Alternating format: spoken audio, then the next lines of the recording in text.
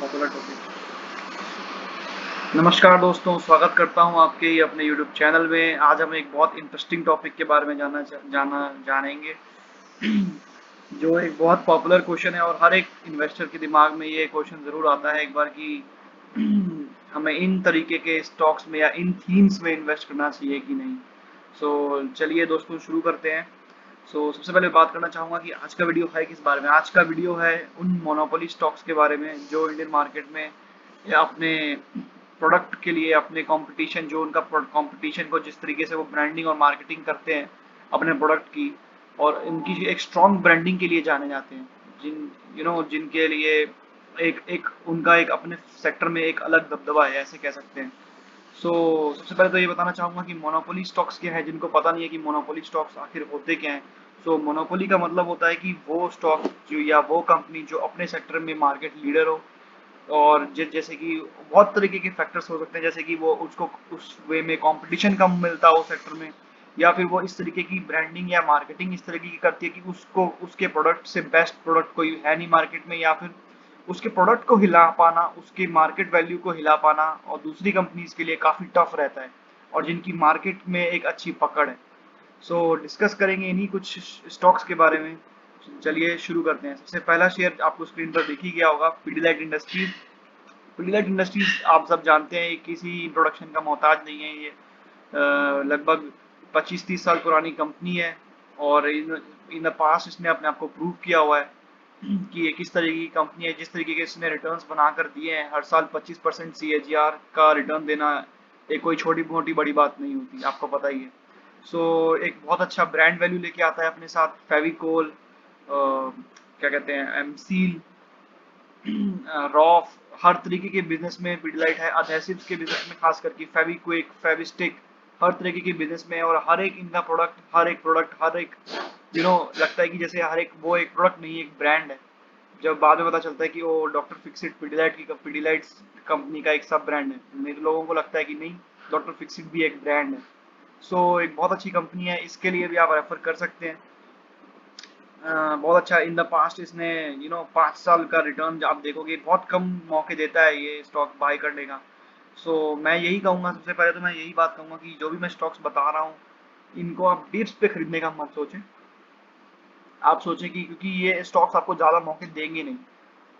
अब पीडिलाइट इंडस्ट्रीज को ही देख लीजिए, लास्ट 1 साल का रिकॉर्ड इसका जो मोमेंटम रहा है, लगातार ये स्टॉक ऊपर से ऊपर ऊपर ऊपर से ऊपर चलता चला गया। आप इसको अगर आप सोचते हैं कि हाँ एक डिप और आएगा, एक क्रैश और आएगा, एक 5-10% की फॉल आएगी तब मैं इसको लूंगा, तो ये स्टॉक आप नहीं ले सकते हैं।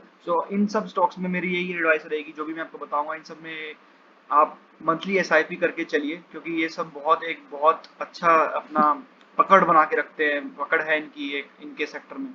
सबसे पहला स्टॉक में बस पीडिलाइट सजेस्ट करूंगा। लॉन्ग टर्म के लिए एक प्योर गोल्ड स्टॉक है।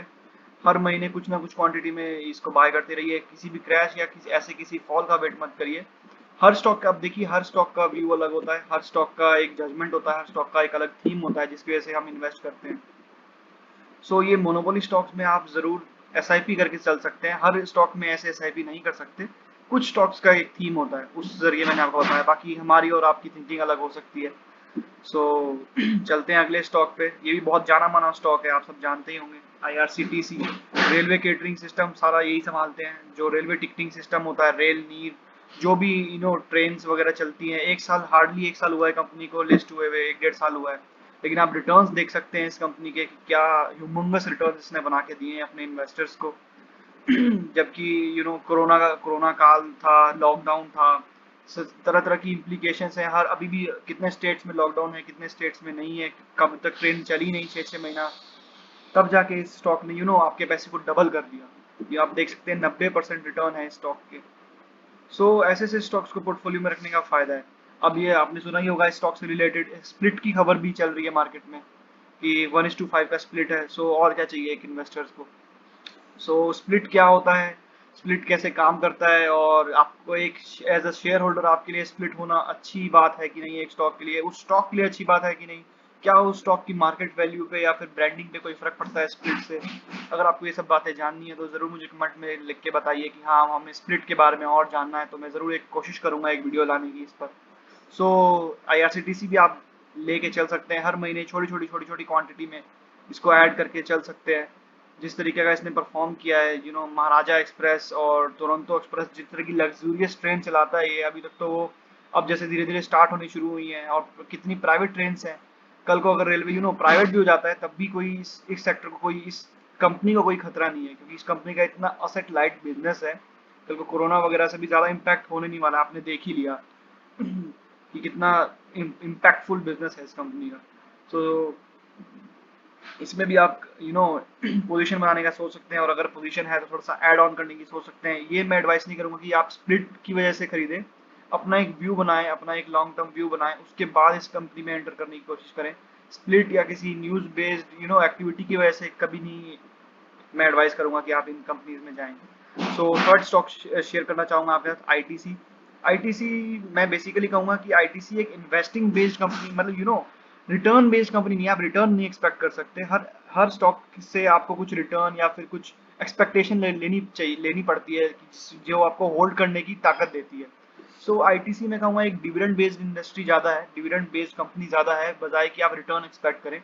सो आप इसमें रिटर्न एक्सपेक्ट ज़्यादा ना करके चलें। ये बात है कि हाँ, one of the favourite stocks है ये रिटेल इन्वेस्टर का। उससे सबसे ज़्यादा येस बैंक के बाद आपको बता दूं कि जिस जिस कंपनी में सबसे ज़्यादा रिटेल इन्वेस्टर्स का स्टेक है, वो आईटीसी ही है। One of the top retail investor का फेवरेट स्टॉक में माना जाता है ये। सो ये भी आप लेके चल सकते हैं। एग्रो जो सिगरेट बेस्ड इंडस्ट्री थी इसकी, वहां से अब कंपनी बहुत ज्यादा एक टर्न अराउंड के लिए लोग प्ले करना चाह रहे हैं, इसमें कंपनी शिफ्ट कर रही है एग्रो बिजनेस में।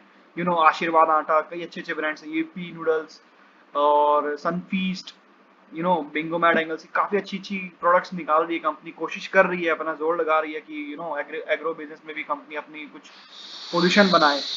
तो आपको यही एडवाइस करूंगा कि इसके भी आप लेके चल सकते हैं, लेकिन रिटर्न एक्सपेक्ट मत करिए, डिविडेंड ज्यादा एक्सपेक्ट करिए, क्योंकि डिविडेंड बेस्ड कंपनी है।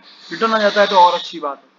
सो ये था थर्ड स्टॉक आपके लिए, आईटीसी। मैं किसी कोई भी फंडा में कोई भी टेक्निकल आपके साथ डिस्कस नहीं करना चाहता हूँ, क्योंकि टेक्निकल्स और बाइंग लेवल्स तो आपको हर तरह के यूट्यूब चैनल पे मिल जाएंगे। मेन हमारा डिपेंड करता है कि हम हमारी स्टॉक सिलेक्शन क्या है, हमारा माइंड सेटअप क्या है एक स्टॉक को लेने के पीछे। सो यही सब छोटी छोटी चीजें हैं जो हमें ध्यान रखनी चाहिए। सो फोर्थ स्टॉक की बात करूंगा, नेस्ले। तो नेस्ले इंडिया के बारे में कौन नहीं जानता है, इसकी प्रोडक्ट्स तो अपने आप में एक ब्रांड है। जब मैं पहली बार था देखा था कि मैगी, मुझे लगा मैगी एक सच में एक ब्रांड है। बाद में पता चला कि मैगी एक नेस्ले का सब ब्रांड है। सो मैगी, मंच, 5 स्टार, कितनी कितना प्रोडक्ट इनका, कितना मार्केटिंग इतनी इतनी बढ़िया है इनकी, कि पता ही नहीं चलता कि ये लोग, ये सब कंपनी नेस्ले की सब ब्रांड्स हैं। सो एक नेस्ले भी बहुत अच्छा एक एक्सपेक्ट कर सकते हैं आप, ये बहुत अच्छा रिटर्न बना के देगा। एक सेफ कंपनी है, बहुत बढ़िया मार्केट कैप है, और बहुत बढ़िया इसका पकड़ है अपने मार्केट में। जो भी चीज़ ये करता है, जो भी बिजनेस में ये है, उसमें बहुत अच्छा एक होल्डिंग है इसकी। इसको हटा पाना बहुत मुश्किल है। जैसे कि आप कंपेयर कर ही सकते हैं यीपी नूडल्स और मैगी। जब भी कोई बंदा जाता है तो हमें दुकान पे हमेशा नूडल्स नहीं बोलते, हम बोलते हैं मैगी। नहीं, ये अगर कोई यिप्पी भी दे रहा होता है तो हम कहते हैं नहीं, हमें मैगी चाहिए। सो इतनी अच्छी ब्रांडिंग है इस प्रोडक्ट की।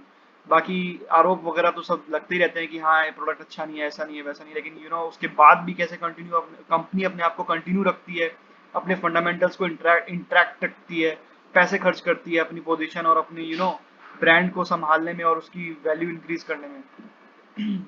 सो चौथा स्टॉक बात करूंगा, एक गवर्नमेंट सेक्टर पीएसयू है, हिंदुस्तान एरोनॉटिक्स लिमिटेड। फ्यूचर्स का बहुत ब्राइट है, लेकिन ये सेम बात मैं यहाँ पर भी कहूंगा। जैसे आप देख सकते हैं 5 साल के रिटर्न्स इसके कुछ खास नहीं है, क्योंकि कंपनी डिविडेंड डिविडेंड वगैरह कंपनी बहुत ज़्यादा देती है। सो आप देख सकते हैं 3% के आसपास की डिविडेंड यील्ड है। सो आप इससे रिटर्न एक्सपेक्ट नहीं कर सकते, लेकिन ये है कि फ्यूचर बहुत ब्राइट है। सो इस वजह से आप इस पे भी एक्सपेक्ट कर सकते हैं, एक बेट लगा के चल सकते हैं, लेकिन ज़्यादा क्वांटिटी में खरीदने के लिए नहीं कहूँगा, क्योंकि सरकारी कंपनी प्रॉफिट बनाने का काम नहीं होता सरकारी कंपनीज का। सरकारी कंपनीज का बस काम होता है बस किसी तरीके से बिजनेस करने का, कोई प्रॉफिट जनरेटिंग बिजनेस नहीं होता है इनका। सो ये भी आप लेके चल सकते हैं। एक आने वाला सेक्टर आत्मनिर्भर भारत, जिस तरीके के इनिशिएटिव्स चल रहे हैं, आत्मनिर्भर Bharat, make in India, defence में जिस तरीके से इंडियन गवर्नमेंट आजकल खर्च कर रही है। लास्ट ईयर पिछले लास्ट ईयर में 2018-19 फिजिकल ईयर में 60,000 करोड़ का डिफेंस इक्विपमेंट इंडियन इंडस्ट्रीज से खरीदा था गवर्नमेंट ने। और लास्ट ईयर 19-20 के सेशन में 1 लाख करोड़ से ऊपर का गवर्नमेंट ने खरीदा था। डिफेंस इंडस्ट्री से इक्विपमेंट। सो आप देख सकते हैं कितनी रैपिडली ये बढ़ रहा है, और जिस तरीके से आप इंडियन सब कॉन्टिनेंट को भी लेके चल सकते हैं, जिस तरीके से चाइना की साइड से प्रेशर आता है, पाकिस्तान की साइड से प्रेशर आता है, ये सब चीज़ें हमें एनकरेज करती है कि हमें और डिफेंस इक्विपमेंट लेना चाहिए। सो आजकल सरकार की पॉलिसी इस तरीके की हैं कि हमें इंडियन कंपनीज पे ज़्यादा फोकस रखना ज़्यादा बेटर लगता है, और हम एक इंडिपेंडेंट बनना चाहते हैं, जिसकी वजह से ये सब कंपनी ज़्यादा हेल्प करेगी एयरक्राफ्ट बनाना। और ये इनके पास एक्सपर्टीज भी है इस तरीके की कि ये सब एक एयरक्राफ्ट अगर हमें लिमिटेड टाइम में चाहिए या कोई वॉर टाइम सिचुएशन है, तो ये कंपनीज हमें हेल्प कर सकती हैं, एक्सपेक्ट कर सकते हैं हम इनसे, एक लार्ज डील इनको मिल सकती है। सो ये चौथी कंपनी थी। सो यही 4-5 कंपनीज की बात करना था मेरे को आपसे। बाकी IEX भी एक मैं आपको वैसे वर्बली बता देता हूँ, क्योंकि IEX और MCX ये सब कंपनीज भी बहुत अच्छी कंपनीज हैं, बहुत मल्टी बैगर रिटर्न्स दे चुकी है अपने कस्टमर्स को, अपने शेयर होल्डर्स को।